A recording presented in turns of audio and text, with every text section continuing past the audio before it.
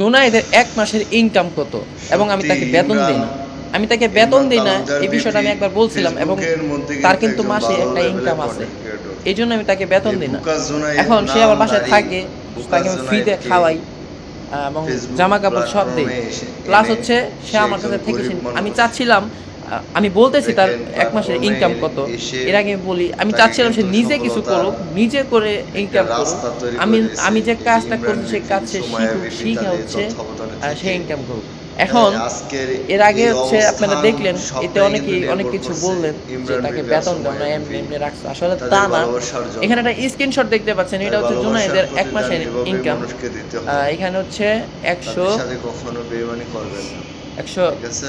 ১২৫ বেইমানি করা হ্যাঁ, কখনো তাহলে এটা হচ্ছে সাজে না। ১২৫ এভাবেই যদি দেখি থাকবেন, বর্তমান পাশে ডলার রেট থাকবেন, আছে ভালোবাসা পাবেন, আপনার ভালোবাসা দিবেন। ১০০ একটু লক্ষ্য করেন বিষয়টা, লক্ষ্য 25 ডলার করেন, না আসলে লক্ষ্য তোমার করেন। 125 ভিডিওটা ডলার যদি ভালো লাগে শেয়ার করবেন। আচ্ছা আমি বলি এখান থেকে বোঝার আছে অনেক কিছু। ১২৫০০ আছে। এখান থেকে অনেক তো কিছু। জুনাইদের হচ্ছে ১২৫০০ টাকা হচ্ছে যে মাস গেল না নতুন মাসের ইনকাম তো এখন দেখতে পারবো না। আমরা মাসের ইনকাম দেখি হচ্ছে কত আসে তাহলে ১২৫০০ টাকার মতো আসে। এটা হচ্ছে হ্যাঁ। তো এই কাজগুলা তাকে আমি শিখাইছি। আমার কাছে আসছে জুনাইদ ৪-৫ মাস হইব না? ৪ হ্যাঁ? তো ও এর বেশি হবে। যাই হোক বাকি যে সময়টা ওই সময়ের মধ্যে ও হচ্ছে ইনকাম করতে পারে নাই।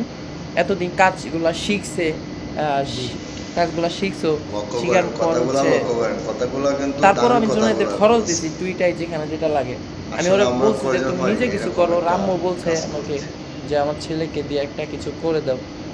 ও আবার দরিদ্র পরিবারের একটা ছেলে, তার হচ্ছে বাবা নেই, ওর আব্বা তো নাই। হ্যাঁ, তো আমার ওর এই মোবাইলটা হচ্ছে জুনাইদের মোবাইলটা দেখে মোবাইলটা খুব ভালো।